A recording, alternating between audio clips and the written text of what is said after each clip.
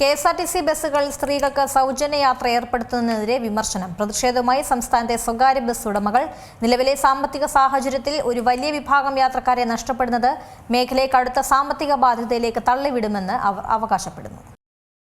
സ്ത്രീകൾക്ക് സൗജന്യ ബസ് യാത്ര നൽകാനുള്ള UDFന്റെ ഇന്ദിരാ ഗ്യാരണ്ടി പദ്ധതി നടപ്പിലാകുമോ?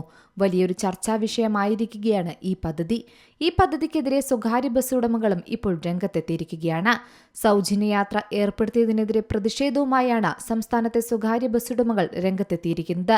ഈ നീക്കം കേരളത്തിലെ പൊതുഗതാഗത സംവിധാനത്തിന്റെ പൂർണ്ണമായ തകർച്ചയ്ക്ക് വഴിതെളിക്കുമെന്നാണ് ബസ് ഓപ്പറേറ്റേഴ്സ് ഓർഗനൈസേഷൻ ഭാരവാഹികൾ പറയുന്നത്.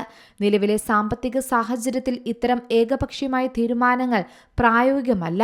അതുമായി ബന്ധപ്പെട്ട് കടുത്ത പ്രതിഷേധം തന്നെ നടക്കുമെന്നാണ് ഇവർ മുന്നറിയിപ്പ് നൽകുന്നത്. പ്രത്യേകിച്ച് ഡീസൽ വില വർധനവും മറ്റ് ചെലവുകളും കാരണം സ്വകാര്യ ബസ് മേഖല വലിയ പ്രതിസന്ധിയാണ് ഇപ്പോൾ നേരിടുന്നത്. ഈ ഘട്ടത്തിലാണ് സർക്കാരിന്റെ പുതിയ പ്രഖ്യാപനം വരുന്നത്. കെഎസ്ആർടിസിയിൽ മാത്രം സൗജന്യ യാത്ര അനുവദിക്കുന്നത് യാത്രക്കാരെ സ്വകാര്യ ബസ്സുകളിൽ നിന്ന് അകറ്റുമെന്നും ഇത് പല റൂട്ടുകളിലെ സർവീസുകളെയും ബാധിക്കുമെന്നാണ് ഭാരവാഹികൾ പറയുന്നത്. ഒരു വലിയ വിഭാഗം യാത്രക്കാരെ നഷ്ടപ്പെടുന്നത് ഈ മേഖലയെ കടുത്ത സാമ്പത്തിക ബാധ്യതയിലേക്ക് തള്ളിവിടുമെന്ന ആശങ്കയും ഇവർ പങ്കുവെക്കുന്നു.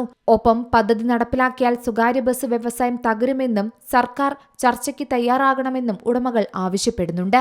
കാരണം ഇത്തരമൊരു സുപ്രധാനമായ തീരുമാനം പ്രഖ്യാപിച്ചത് മേഖലയിലെ പ്രധാന പങ്കാളികളായ സ്വകാര്യ ബസ് ഉടമകളുമായി യാതൊരുവിധ ചർച്ചകളും നടത്താതെയാണെന്നും ഇവർ പരാതി പറയുന്നുണ്ട്.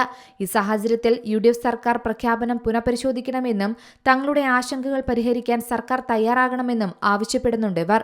അല്ലാത്തപക്ഷം ശക്തമായ സമരപരിപാടികളുമായി മുന്നോട്ടു പോകാനാണ് ബസ് ഉടമകളുടെ തീരുമാനം. News desk Zee Malayalam news. ഏറ്റവും പുതിയ വാർത്തകളും വിശേഷങ്ങളും വിരൽത്തുമ്പിലറിയാൻ സീ മലയാളം ന്യൂസ് എല്ലാ ഡിജിറ്റൽ പ്ലാറ്റ്ഫോമുകളിലും ലഭ്യം.